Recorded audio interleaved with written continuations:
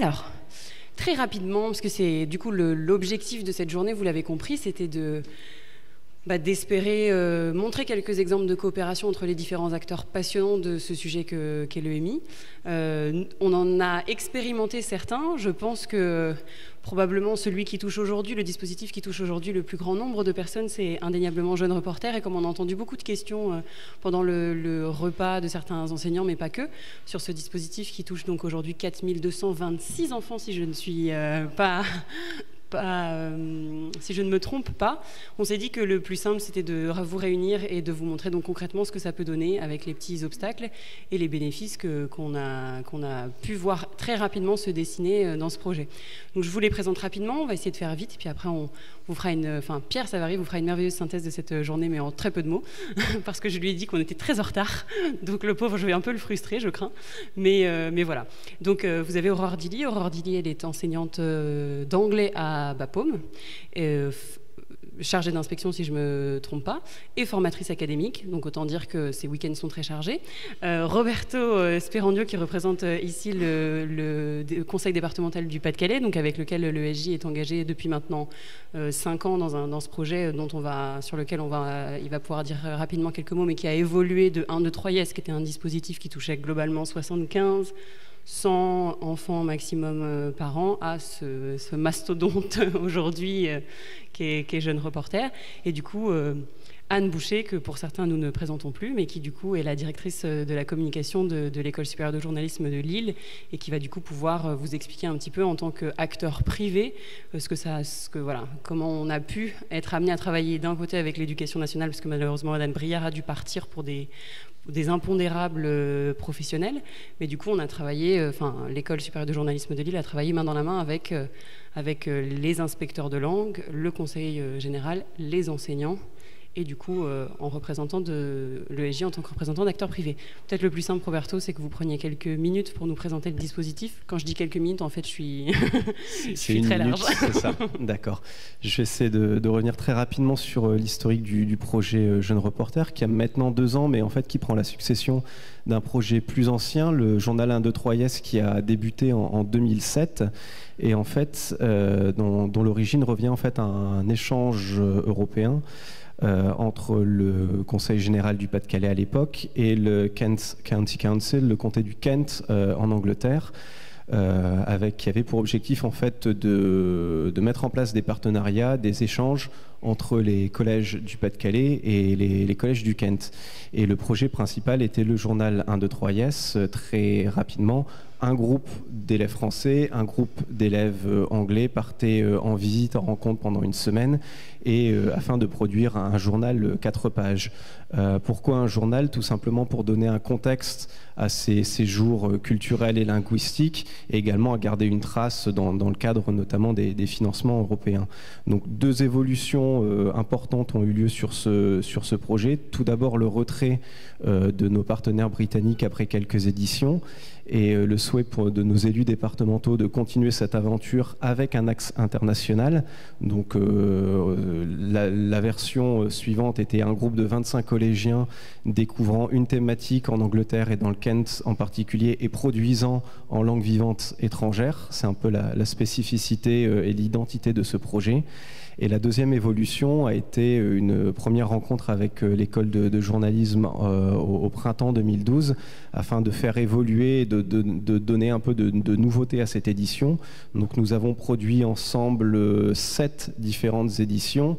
Et on va dire qu'avant la rencontre avec l'ESJ, le journal 1, 2, 3 Yes, c'était un 4 pages papier sur une thématique très scolaire, il faut bien le reconnaître. La dernière édition d'1, 2, 3 Yes, c'était une édition de plus de 30 pages sur un format numérique avec du texte, de l'image, de la vidéo, de l'audio, des formats multimédia créés par les collégiens, d'autres identifiés par eux mais qui servaient à illustrer leur production.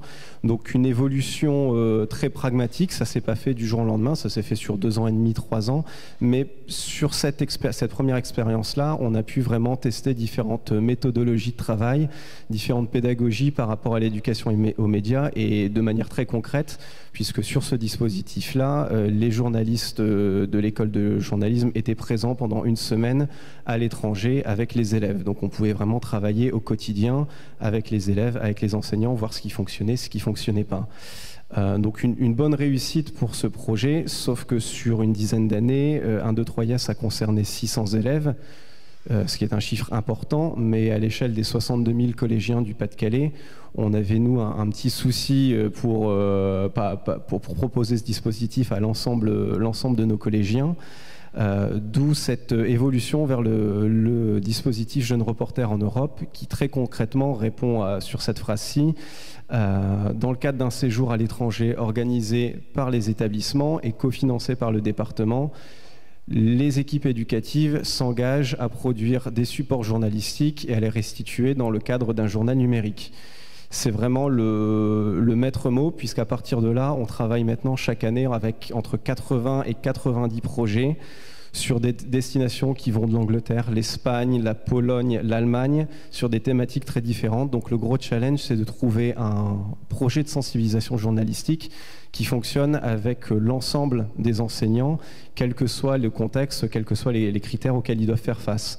Donc dans le cadre de Jeunes Reporters en Europe, on a en fait 2 niveaux d'implication. Un premier niveau qui est une production en autonomie à l'échelle du collège, mais pour lequel l'école de journalisme fournit une mallette pédagogique, des fiches pédagogiques, des tutoriels, un système de forum pour avoir quand même une interaction avec un professionnel lorsque l'enseignant en a besoin. Et ensuite, un deuxième niveau, plus restreint en termes de jauge, puisque là, on est sur une vingtaine de projets, ce qui équivaut à 800 élèves par année, où là on est vraiment sur une édition collaborative avec un temps de formation et d'information vis-à-vis des enseignants menés par les journalistes de l'école de journalisme, et également des rencontres en collège, l'idée étant d'avoir des rencontres très pratico-pratiques. 15 jours, 3 semaines avant les départs, vous allez sur tel lieu, sur telle thématique, rencontrer tel ou tel intervenant. Comment est-ce qu'on va préparer ensemble l'interview et vous donner une mallette prête à l'emploi? Merci beaucoup. Anne Boucher, concrètement, du point de vue de l'ESJ, quelle est la raison qui vous a poussé à vous engager dans un dispositif qui, du coup, comme l'a présenté Roberto, représente quand même un investissement en temps et vise un public où, naturellement, pour l'audience, pour vous, qui n'est peut-être pas celui classique de l'école, c'est-à-dire qu'ils n'ont pas 24 ans et ils ne sont pas en master. Ça a dû demander une certaine adaptation de vos outils pédagogiques classiques. Alors oui, bien sûr, mais l'école, en fait, à travers diverses activités et autres, s'est rendu compte à un moment donné qu'elle avait aussi sa place peut-être auprès d'autres profils, d'autres élèves. Alors effectivement, le département du Pas-de-Calais a été un de nos premiers en fait, premier contact pour la mise en place d'un tel projet, hein. Donc on a évolué ensemble aussi, c'est-à-dire qu'ils sont venus nous chercher en disant voilà, nous on voudrait, bon à l'époque on ne parlait pas forcément d'éducation aux médias et autres, mais il y avait un réel envie de créer un produit journalistique, et donc à force l'école s'est rendue compte qu'elle avait aussi peut-être un rôle à jouer, parce que voilà, la partie éducation aux médias était aussi importante, et qu'on pouvait apporter quelque chose, pas seulement à nos étudiants qui viennent se former ici après effectivement des années d'études, mais peut-être développer un esprit critique, apprendre ce qu'était une information, hein, voilà. Et donc du coup on a un peu ouvert nos portes à d'autres profils, d'autres élèves beaucoup plus jeunes, et aujourd'hui parfois on en accueille à partir de 11 ans, même ici à l'école. Voilà, donc on a un petit peu diversifié nos activités. Il y a bien entendu un partenaire que vous n'avez pas forcément évoqué, mais que nous n'oublions pas par rapport à ce projet-là, c'est Canopé, qui vient en soutien aussi pour former sur le plan plus technique, là, dans ce cas-là, les enseignants. Justement, enseignants, Aurore, vous l'êtes, enseignante. Vous avez participé à plusieurs versions de ce projet, notamment l'an dernier, Jeunes Reporters. Vous avez emmené une classe de... 4e, 5e, 3e, très bien, c'est encore mieux. Une classe de 3e donc en Écosse. Concrètement, en tant qu'enseignant, souvent ce qui peut venir à l'esprit, c'est la taille du dispositif, le temps à investir. Est-ce qu'en tant qu'enseignant, oui, on peut s'emparer d'un dispositif comme ça en n'ayant pas forcément l'ensemble des compétences journalistiques que ça semble requérir, et quel est forcément l'intérêt pour les élèves de participer à ce genre de oui, on a le projet. temps. Je pense que la crainte de la plupart des enseignants, c'est mais je ne vais pas avoir le temps et je ne vais pas pouvoir faire mon programme.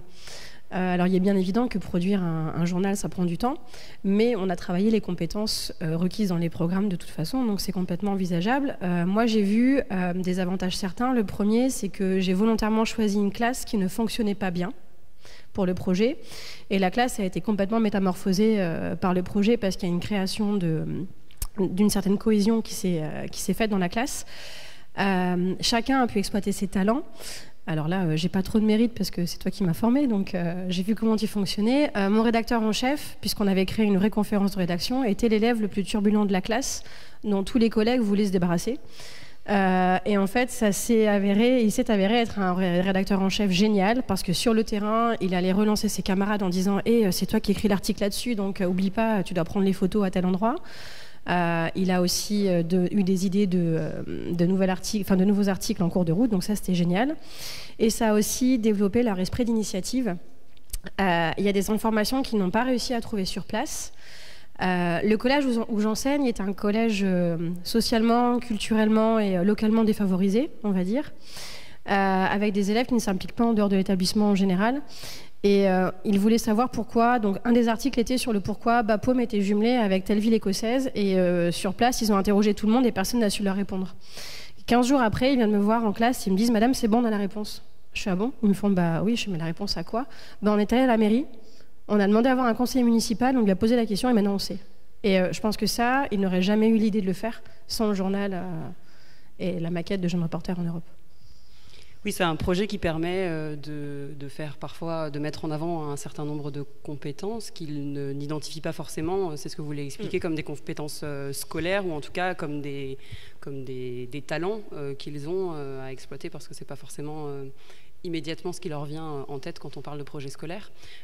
Cette coopération, simplement en un petit mot, puis après, là on vous a mis le PDF qui du coup est un peu déformé malheureusement, d'un des journaux, mais si certains le souhaitent, on mettra l'ensemble des liens consultables. Vous pourrez regarder toutes les vidéos qu'ont fait les jeunes reporters du dispositif. Mais en un mot, ce qui peut paraître un mastodonte, simplement, c'est vraiment construit progressivement, parce que là, du coup, on parle à la fois de l'éducation nationale, représentée et par les inspecteurs et par le réseau Canopé, les enseignants, le conseil départemental et un acteur en dehors de non public, donc privé, qui est l'EJ. En un mot, voilà, quel type d'obstacles et quel type de bénéfices vous avez vu à cette alliance des différents acteurs, cette collaboration? Alors moi, j'ai pas vu d'obstacle. En revanche, au niveau des bénéfices, c'est ce que confirmait Madame Briard tout à l'heure, c'est que ça rend les choses accessibles pour les élèves, c'est-à-dire qu'on est dans des établissements où parfois les élèves n'ont aucune ambition. Et là, concrètement, pouvoir travailler sur le métier du journalisme, ça leur ouvre des portes qu'ils pensaient être fermées pour eux. Et ça, je pense que c'est essentiel pour eux. Alors peut-être juste pour évoquer certains points de difficulté, parce que c'est vrai qu'on est sur un projet assez vaste avec 90 porteurs de projets. Ça s'est fait progressivement cette manière d'étendre, mais on va pas se cacher que sur les 120 enseignants qui avaient déposé des projets de séjour à l'étranger, lorsque le département est venu vers eux en leur disant que vous allez maintenant écrire vos projets sous le prisme du journalisme, si certains ont été emballés dès le départ et d'autres l'ont été progressivement, certains ont été plus distants, et c'est vrai que ça demande du temps et de l'explication, puisque certains ont l'impression, sans être journalistes, de pouvoir de parler à la place des journalistes, et inversement, d'autres ont l'impression, ne reconnaissent pas les compétences liées à spécificité des enseignants. Donc il y a vraiment tout ce travail de dialogue, de comprendre cette culture partagée, également aussi de comprendre des contraintes du quotidien qui fait que si on veut mettre une rédaction en place dans un collège pour un séjour à l'étranger, il se trouve que dans la réalité, avoir un groupe de 25 élèves présents régulièrement au même moment, c'est pas forcément possible parce que parfois pour des critères financiers, les élèves sont dispatchés dans différentes classes. Donc il y a toute cette contrainte organisationnelle qu'il faut qu'on découvre progressivement et qui demande du temps pour avoir au final une réalisation aussi ambitieuse. Donc ça demande vraiment de la compréhension et de ne pas vouloir se mettre des objectifs trop pharaoniques trop rapidement et vraiment d'apprendre à se découvrir. Moi, j'irai dans le même sens parce qu'effectivement, je trouve que ce projet-là, il a fallu que tout le monde écoute l'autre avec ses contraintes et puis son apport qui était différent. Moi, je pense qu'effectivement, l'encadrement des professeurs au départ qui a été très important pour les rassurer aussi, parce qu'il y avait aussi beaucoup de craintes par rapport à ça. Et c'est vrai que ce mélange des genres a permis effectivement au final d'être très bénéfique pour les collégiens parce que c'était quand même l'objectif final. Et en même temps, la Canopée, l'éducation nationale, le département et puis l'ESJ, 4 acteurs complètement différents au départ avec des contraintes, des savoir-faire différents, mais chacun a pu s'exprimer et je pense que ça a été une réussite à ce niveau-là. Très bien, je ne suis pas sûre que certains d'entre vous aient des questions, parce que c'était plus un exemple concret. Si vous en avez, n'hésitez pas. Et puis sinon, rapidement, je vais laisser la parole à Pierre Savary, qui va conclure cette journée dense, c'est le moins qu'on puisse dire. On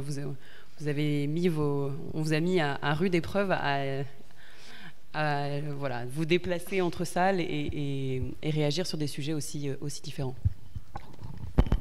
Des questions peut-être d'abord ou pas? Non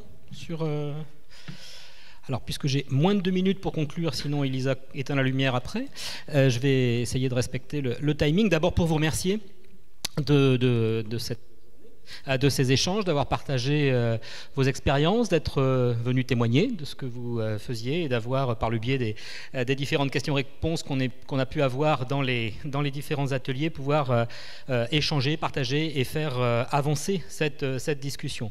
Un petit mot pour l'ESJ, ça nous a aussi, permis aussi et nous a aidé à concrétiser l'idée qu'une école comme la nôtre n'est pas seulement là pour former des étudiants, c'est sa mission première bien évidemment, mais ce n'est pas sa seule mission, nous en étions convaincus, je l'ai évoqué ce matin, c'est quelque chose dont nous sortons renforcés encore plus ce soir après l'ensemble des échanges que nous avons pu avoir, confortés aussi dans l'idée que ce n'est pas quelque chose que nous allons faire seuls et qu'il y a déjà de nombreux acteurs à travailler sur l'éducation aux médias et à l'information et que c'est ensemble et en coordonnant des actions que l'on pourra avancer.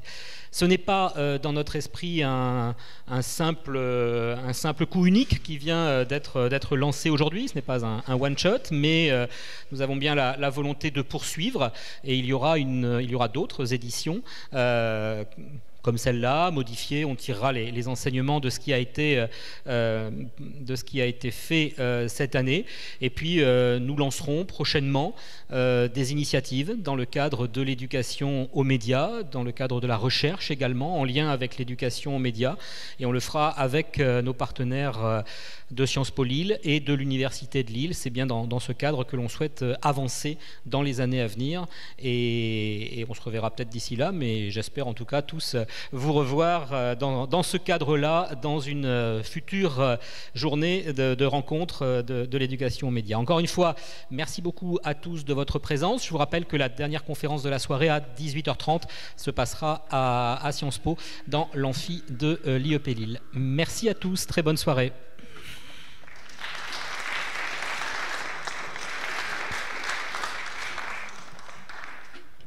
Je vous mets simplement un petit film qui, je pense, résumera assez bien la densité de cette journée avec tout ce que vous avez produit, écrit à propos de cette journée. Voilà.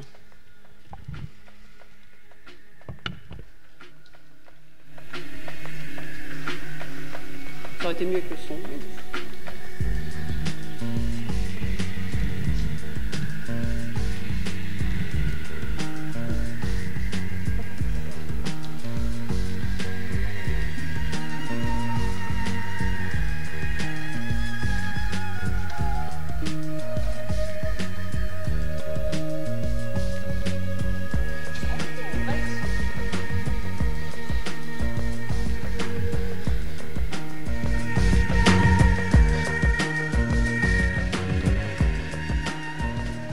Bonjour, je m'appelle Adrien, je suis journaliste au Décodeur du Monde et cet après-midi on va voir ensemble comment en fait on peut décortiquer et lutter contre les fausses informations avec quels outils et quelles réflexions.